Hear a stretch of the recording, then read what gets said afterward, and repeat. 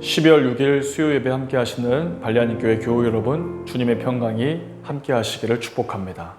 우리 다 함께 찬송가 401장 함께 찬송하시겠습니다.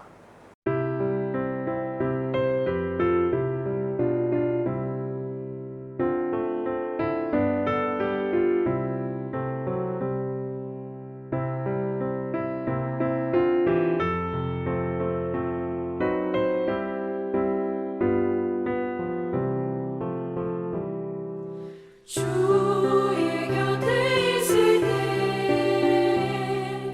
마음이 든든하오니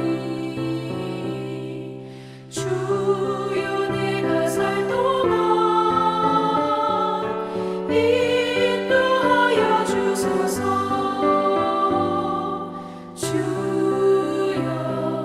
주여 나를 인도하소서.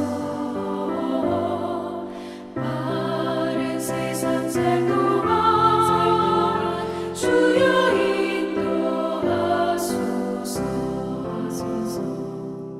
피난처인 예수여 세상 물결어갈 때 크신 은혜 베푸사 나를 숨겨주소서. 주여 나를 인도하소서. 마른 세상 살 동안 주여 인도하소서.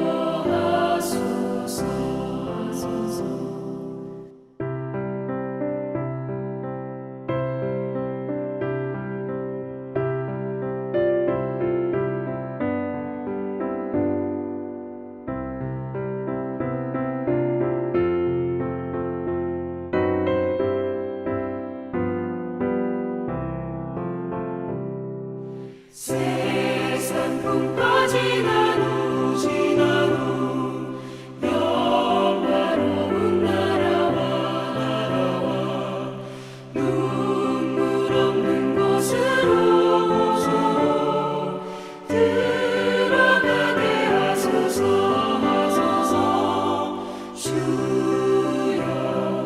주여 나를 인도하소서. 마른 세상 살 동안 주여 인도하소서.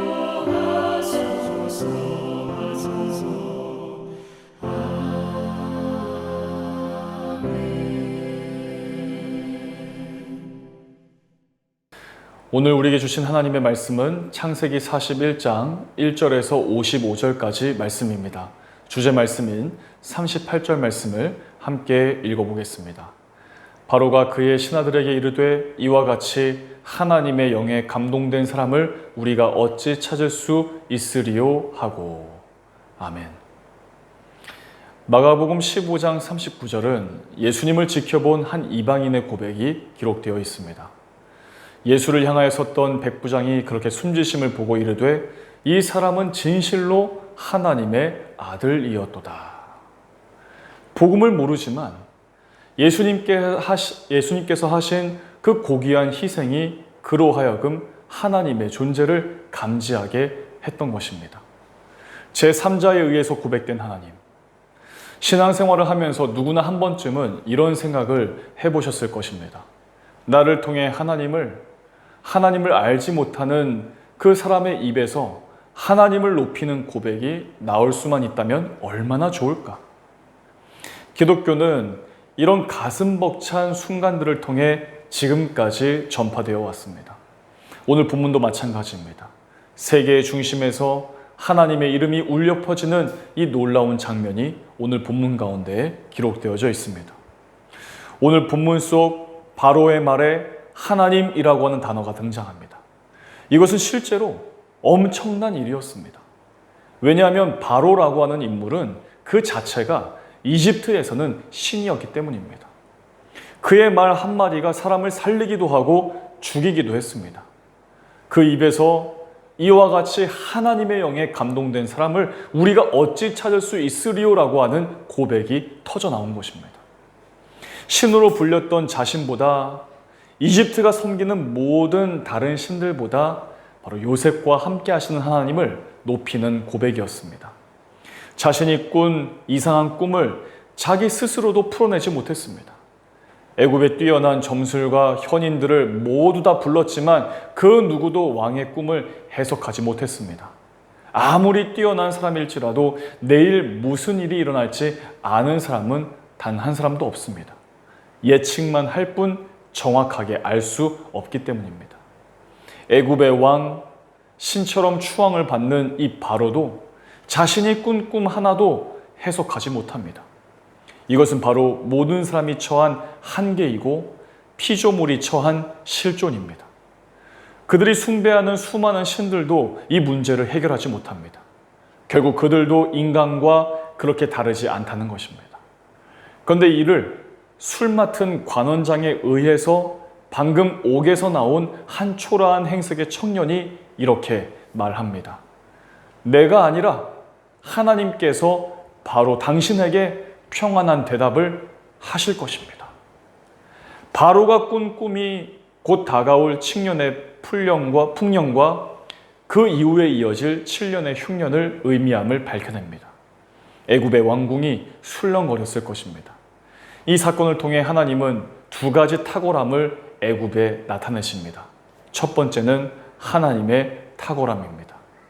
하나님은 이 꿈을 정확히 해석할 수 있는 것은 바로도 애굽의 신들도 아니고 하나님이셨습니다. 이를 통해 모든 신 중의 신이신 하나님의 탁월함을 증명하십니다. 두 번째는 그 하나님이 함께 하시는 사람의 탁월함입니다. 비록 감옥에 있었을지라도 종의 신분일지라도 하나님께서 함께 하시는 사람은 애굽의 모든 점술가와 현인보다 더 지혜롭습니다. 이를 통해 하나님의 백성의 탁월함을 증명하십니다. 바로의 입에서 하나님의 이름이 고백되게 하십니다. 당시 세계의 패권을 쥐고 있던 최강대국인 애굽, 그 애굽에서 중심인 바로의 궁전에서 하나님과 그를 믿는 백성의 탁월함이 선포되게 하십니다. 그들의 입이 아닌 제3자의 입을 통해서 말입니다. 영국의 시인 조지 허버트가 1633년에 쓴 엘릭서, 번역하면 연금유액이라는 시가 있습니다. 그는 이 시를 통해 한 초라한 돌이 하나님의 임재를 경험하면 발생하는 작용을 당시에 유행했던 연금술에 빗대어서 표현했습니다. 이것이 그 유명한 돌, 모든 것을 황금으로 바꾸는 그것, 하나님이 만지고 소유하는 것인즉 그보다 못한 것이 될 수도 없도다. 하나님이 요셉과 함께 하시자 그는 애굽의 중심에서 하나님의 이름을 높이는 자로 쓰임받습니다. 하나님께서는 꿈의 의미를 요셉에게 알려주셔서 하나님의 탁월함과 그가 함께 하시는 성도의 탁월함을 애굽에 드러나게 하십니다. 그리고 우리에게 하나님이 함께 하시는 사람이 받게 되는 영적인 유익이 무엇인지를 알려주십니다. 하나님은 아브라함을 통해 믿음으로 구원을 받는 칭의의 모습을 보여주십니다. 또한 하나님은 야곱을 통해 구원받은 자가 과제로 받은 성화의 모습을 보여주십니다. 그리고 하나님은 요셉을 통해 정말 모진 풍파 속에서도 하나님을 신뢰하는 자가 얻게 될 영화의 모습을 보여주십니다. 이 아름다운 이야기의 이면에는 그보다 몇십 배는 더 긴 암흑과 같은 더 많은 시간이 있었습니다. 믿었던 형제의 배신, 보디발 아내의 유혹, 그로 인한 옥살이, 동료에게 도움을 주었음에도 불구하고 철저하게 잊혀진 고통스러운 시간들이었습니다.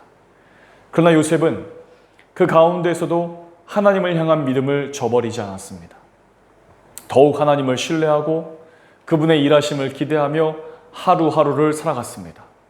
자신의 탁월함을 드러내시는 하나님도 놀랍지만 그런 하나님이 일하실 수 있는 토대를 고통 가운데 만들어가는 요셉도 놀랍습니다.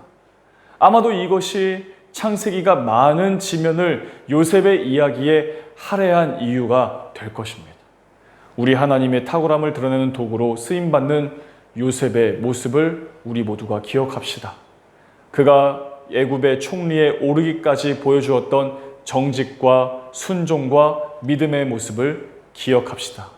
그리고 무엇보다 요셉과 함께 하셔서 거대한 애굽의 중심에서 자신의 이름을 드러내시는 하나님을 기억하시기를 바랍니다. 우리의 삶이 여러 문제들로 인해 흔들릴 때가 많습니다. 그 가운데 우리의 삶을 견고하게 지탱하실 하나님만을 의지하십시오. 나의 삶, 우리의 가정, 내가 속한 공동체를 보호하시고 이겨낼 힘을 주실 하나님만을 의지하십시다. 그런 우리를 요셉과 같이 영화롭게 하실 것을 믿으며 이 시간 주신 말씀을 기억하면서 함께 기도하겠습니다. 우리 교회 공동기도 제목으로 기도하시고 우리 교회를 위해서 각자 우리 자신의 삶을 위해서 5분 정도 함께 기도하겠습니다.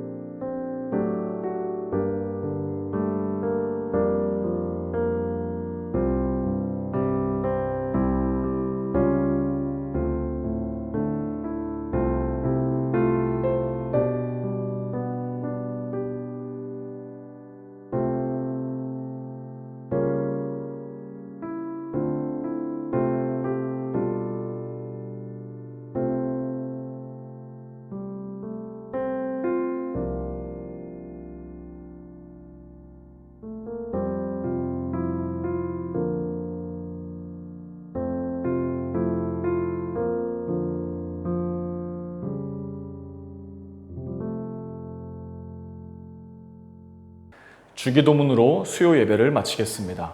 하늘에 계신 우리 아버지, 아버지의 이름을 거룩하게 하시며 아버지의 나라가 오게 하시며 아버지의 뜻이 하늘에서와 같이 땅에서도 이루어지게 하소서. 오늘 우리에게 일용할 양식을 주시고 우리가 우리에게 잘못한 사람을 용서하여 준 것 같이 우리 죄를 용서하여 주시고 우리를 시험에 빠지지 않게 하시고 악에서 구하소서. 나라와 권능과 영광이 영원히 아버지의 것입니다. 아멘.